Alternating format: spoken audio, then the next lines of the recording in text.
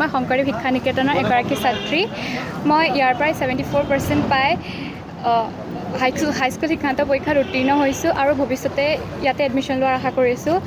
ইয়াত পঢ়ি মই যথেষ্ট সুখী আৰু আগত এক্সপেক্ট কৰা মতে ৰিজাল্টটো ভালেই হৈছে আৰু ইয়াৰ টিচাৰ ষ্টাফছ বহুত হেল্প কৰে, ইয়াতে বহুত গাইডেঞ্চ পাওঁ, সেইকাৰণে ৰিজাল্টটো আৰু ভালেই হয়। ছোৱালীৰ বিষয়ে মই তাই বিশেষকৈ এবাৰ হাইস্কুল শিক্ষান্ত পৰীক্ষা দিছিলে আৰু হাইস্কুল শিক্ষান্ত পৰীক্ষাত মই ভবাতকৈ বহুত ভাল ৰিজাল্ট কৰিছে। যিহেতু তাই খেল জগতৰ লগত জড়িত, সেইকাৰণে তাই যে তেনেকুৱা ধৰণৰ ৰিজাল্ট কৰিব বুলি মই কোনোদিন আশা কৰা নাছিলোঁ। আৰু তাই য'তে ত'তে নেশ্যনেল ইণ্টাৰনেশ্যনেল এইবিলাক খেলি থাকে, সেইকাৰণে তাই ক্লাছো কৰিব নোৱাৰে। আৰু মই জনাত তাই 2 মাহমানহে ভালকৈ ক্লাছ কৰিছে আৰু 2 মাহমান ভালকৈ ক্লাছ কৰিয়ে তাই 74%ত ইমান সুন্দৰকৈ পাছ কৰিছে নহয়। তাই 3খন বিষয়ত লেটাৰ লৈছে। মই ভবাতকৈ বহুত বেছি ভাল ৰিজাল্ট হৈছে। কি খেলৰ প্ৰতি আগ্ৰহী তেখেত? তাই বক্সিং খেলে আৰু তাই অলপ দিনতে ৰাছিয়া গৈছিলে। ৰাছিয়াত তাই বেল্ট ৰেচলিং খেলিছিলে, কিন্তু তাই কৃতকাৰ্য হ'ব নোৱাৰিলে বাৰু। ভৱিষ্যতে হয়তো হ'বও পাৰিব আৰু সেইটো কাৰণে তাই অনুশীলনো যথেষ্টখিনি কৰিবলগীয়া হয়। আৰু এই অনুশীলনৰ ক্ষেত্ৰত এইখন স্কুলৰ প্ৰিন্সিপাল ছাৰ, প্ৰতিজন ছাৰে তাৰমানে তাইক বহুত হেল্প কৰে আৰু ইয়াত তাই অনুশীলন কৰাৰ সুবিধাও কিন্তু তেওঁলোকে কৰি দিয়ে। আৰু শিক্ষাৰ ক্ষেত্ৰতো মানে আধ্যাত্মিক হিচাপেও ইয়াত নামঘৰলৈ যোৱা বা সেইখিনি তাইৰ ঘৰত যিটো আছিলে ইয়াত কিন্তু তাই যথেষ্ট পৰিৱৰ্তন হৈ গ'ল। মানে ডাঙৰজনৰ প্ৰতি থকা শ্ৰদ্ধা বা কেনেকৈ মানুহক ব্যৱহাৰ কৰিব লাগে সেইখিনিৰ বিষয়ে তাই বহুতখিনি জনা হ'ল। মোৰ 2জনী ছোৱালী ইয়াতে পঢ়া। ডাঙৰজনী এতিয়া ক্ৰেছ কোৰ্চ কৰি আছে, তাই হাই ছেকেণ্ডেৰী দিছে। নমস্কাৰ। শংকৰদেৱ শিক্ষা নিকেতন গহপুৰ পৰিয়ালৰ তৰফৰ পৰা সকলোলৈকে ৰঙালী বিহুৰ শুভেচ্ছা জ্ঞাপন কৰিছোঁ। আজি আমি বিশেষ কাৰণত এই সংবাদমেলখন আয়োজন কৰিছোঁ আৰু যিসকল ছাত্ৰ ছাত্ৰীয়ে কালি যি মেট্ৰিকৰ ফলাফল দিলে, ভাল ফলাফল লাভ কৰিছে আৰু এই ফলাফলে পিতৃ মাতৃ সমাজ আৰু শিক্ষা অনুষ্ঠানত যি গৌৰৱ কঢ়িয়াই আনিলে অনুষ্ঠানলৈ, সেই ছাত্ৰ ছাত্ৰীসকলক শংকৰদেৱ শিক্ষা নিকেতন গহপুৰ পৰিয়ালৰ তৰফৰ পৰা আন্তৰিক শুভেচ্ছা আৰু উজ্জ্বল ভৱিষ্যত কামনা কৰিছোঁ।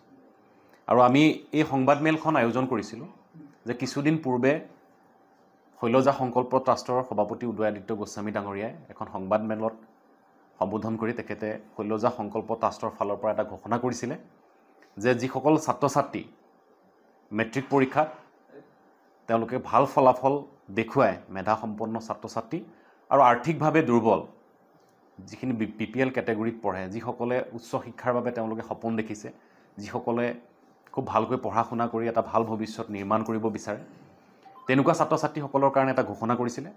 যিহেতু শংকৰদেৱ শিক্ষা নিকেতন গহপুৰে আজি 5টা বছৰে বিভিন্ন অঞ্চলৰ পৰা যিসকল প্ৰতিভাৱান ছাত্ৰ ছাত্ৰী, যিসকল আৰ্থিকভাৱে দুৰ্বল বা পঢ়া শুনাৰ ক্ষেত্ৰত ভাল, তেওঁলোকক শংকৰদেৱ শিক্ষা নিকেতন শৈলজা সংকল্প ট্ৰাষ্টৰ জৰিয়তে শংকৰদেৱ শিক্ষা নিকেতন গহপুৰত সম্পূৰ্ণ বিনামূলীয়াকৈ অধ্যয়ন কৰায়। আজি এইমছ ভুৱনেশ্বৰতো অধ্যয়ন কৰি আছে বা অন্যান্য যিবোৰ ষ্টেটৰ পৰীক্ষা, সেই পৰীক্ষাসমূহত খুব ভাল ফলাফল দেখুৱাই সেই পৰিয়ালটো বা সমাজখনৰ কাৰণে তেওঁলোকে এটা সুন্দৰ নিদৰ্শন দাঙি ধৰিছে ছাত্ৰ বা ছাত্ৰীগৰাকী।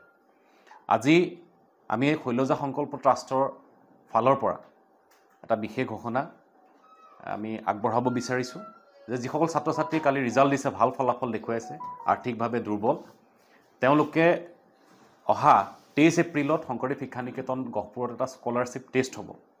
যিটো স্কলাৰশ্বিপ টেষ্টত তেওঁলোকে সম্পূৰ্ণ 2টা বছৰ বিনামূলীয়াকৈ শংকৰদেৱ শিক্ষা নিকেতন গহপুৰত অধ্যয়ন কৰিব পাৰিব। আৰু সেই 50টা ছিট শৈলজা সংকল্প ট্ৰাষ্টে এই শংকৰদেৱ শিক্ষা নিকেতন গহপুৰৰ জৰিয়তে অধ্যয়ন কৰাব বিচাৰিব ছাত্ৰ ছাত্ৰীসকলক।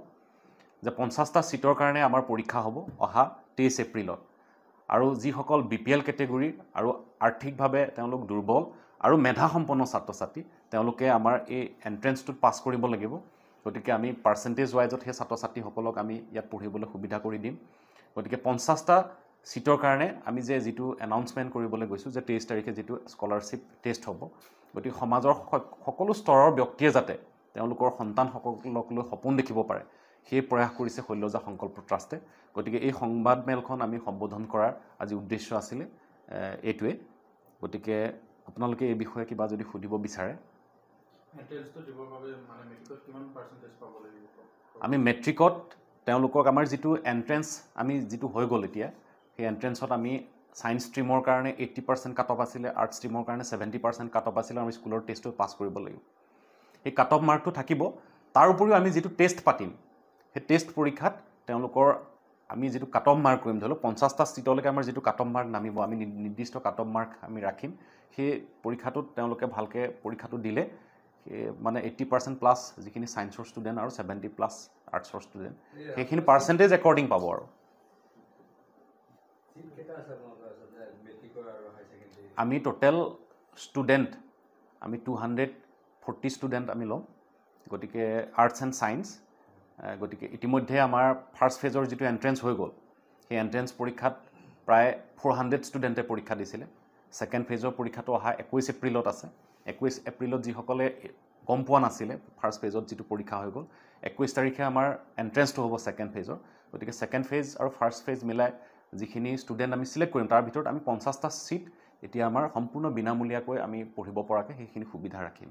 যিসমূহ মেধা আৰু BPL থকা যিখিনি ছাত্ৰ ছাত্ৰীক আপোনালোকে ছিট দিব, কিবা ক্ৰাইটেৰিয়া থাকিব নেকি তেওঁলোকৰ কাৰণে? ক্ৰাইটেৰিয়া আমাৰ তেওঁলোক BPL কেটেগৰী হ'ব লাগিব আৰু পঢ়া শুনাত মানে যিটো পঢ়া শুনাত ভাল হ'ব লাগিব। আৰু যিসকলে ইচ্ছা কৰে যে তেওঁলোকে ভাল সুবিধাত পঢ়িব বিচাৰে, তেওঁলোকে মেডিকেল এণ্ট্ৰেঞ্চৰ কাৰণে প্লেনিং কৰিছে বা ইঞ্জিনিয়াৰিঙৰ কাৰণে প্লেনিং কৰিছে বা CUT পৰীক্ষাৰ যোগেদি তেওঁলোকে দিল্লী ইউনিভাৰ্চিটিত পঢ়িব বিচাৰিছে বা অন্যান্য শিক্ষানুষ্ঠানত পঢ়িব বিচাৰিছে। গতিকে তেনেকুৱা ছাত্ৰ ছাত্ৰীসকলৰ বাবে আমি এই সুবিধা মানে প্ৰদান কৰিব বিচাৰিছোঁ। গতিকে যিসকল ছাত্ৰ ছাত্ৰী মেধা আৰু আৰ্থিকভাৱে BPL কাৰ্ডটো থাকিব লাগিব আৰু পঢ়া শুনাত যিটো আমি এণ্ট্ৰেঞ্চ পাতিম, সেই এণ্ট্ৰেঞ্চটো পাছ কৰিব লাগিব।